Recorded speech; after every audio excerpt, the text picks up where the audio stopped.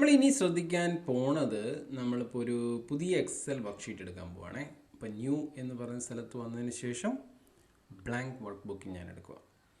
നമ്മൾ ഇനി ബേസിക്കലി ഒരു ഡാറ്റ ഇതിൻ്റെ അകത്ത് എൻട്രി ചെയ്യുന്നത് എങ്ങനെയാണെന്ന് നോക്കുക. ഇപ്പോൾ നിങ്ങൾ കാണുന്നത് പോലെ ഈ സെല്ല് സെലക്റ്റഡ് ആണ്. അപ്പോൾ ഈ സെല്ലിലേക്ക് ഡേറ്റ എൻട്രി ചെയ്യാൻ വളരെ സിമ്പിളാണ്. ഏത് സെല്ലാണോ സെലക്ട് ആയിരിക്കുന്നത് അവിടെ ആയിരിക്കും ഡേറ്റ വരാൻ പോണത്.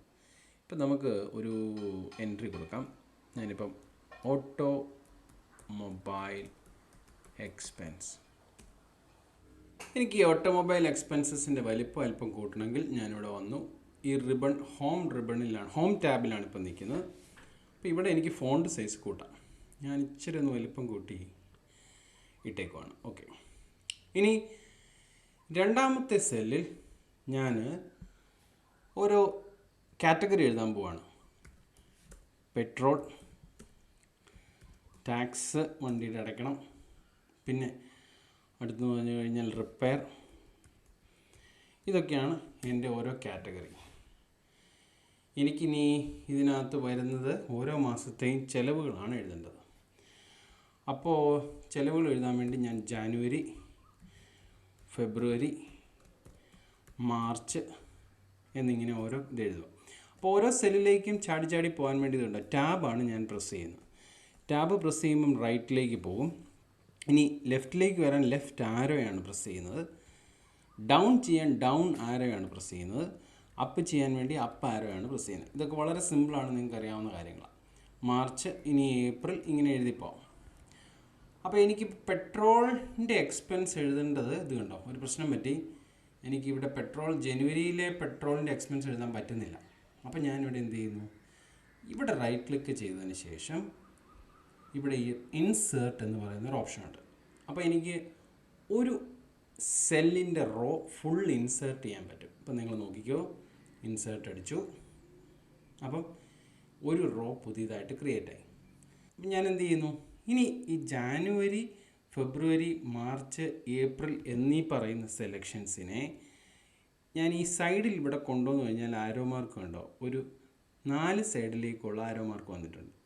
ഇങ്ങനെ വന്നു കഴിഞ്ഞാൽ ഇത് ഈ എഡ്ജ് വരുമ്പോഴാണ് കിട്ടുന്നത്. ഏത് സെല്ലിൻ്റെ എഡ്ജിൽ പോയാലും ഇത് കിട്ടും. ഇങ്ങനെ വന്നു കഴിഞ്ഞാൽ എനിക്കിതിനെ ഹോൾഡ് ചെയ്ത് പിടിച്ച് നേരെ മുകളിലോട്ട് ഇടാൻ പറ്റും.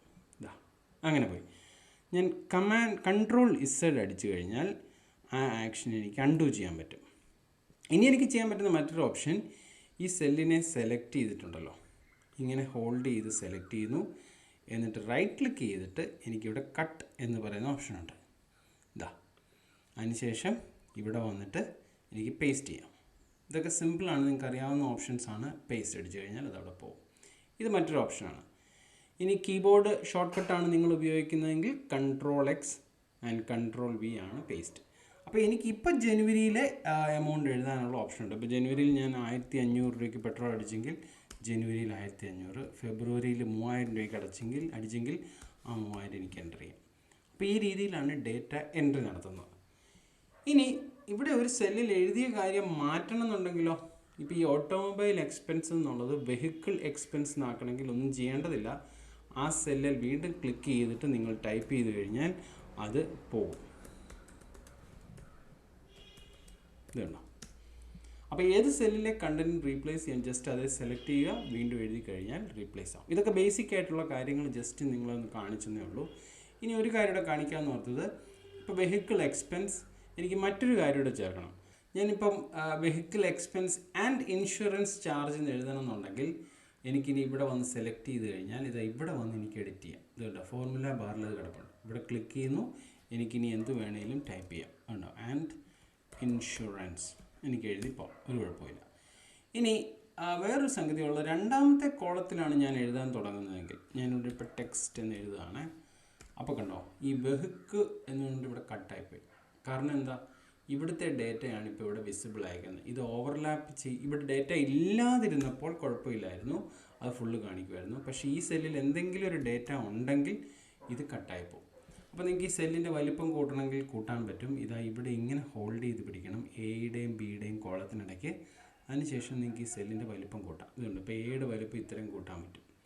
കുറയ്ക്കണം എന്നുണ്ടെങ്കിൽ ഇങ്ങനെ കുറയ്ക്കാൻ പറ്റും. ഇനി നമുക്കിത് ഡബിൾ ക്ലിക്ക് ചെയ്ത് കഴിയുവാണെങ്കിൽ ഇതിനനുസരിച്ചുള്ള എത്രമാത്രം ഡേറ്റ ഉണ്ടോ ആ ഡേറ്റയ്ക്ക് അനുസരിച്ചുള്ള വിഡ്ത്തും സെലക്ട് ആവും. ഇതൊക്കെ ജസ്റ്റ് ബേസിക് ആയിട്ടുള്ള ചില കാര്യങ്ങൾ മാത്രം ഡേറ്റ എൻട്രി ചെയ്യുന്നതിനോട് ബന്ധപ്പെട്ട് നിങ്ങളെ ഒന്ന് കാണിച്ചു തന്നേ ഉള്ളൂ. അപ്പോൾ നമുക്കിനി അടുത്ത വീഡിയോയിൽ എക്സലിൻ്റെ അടുത്തടുത്ത ജസ്റ്റ് ബേസിക് പാഠങ്ങളൊക്കെ പഠിക്കാൻ ശ്രമിക്കാം.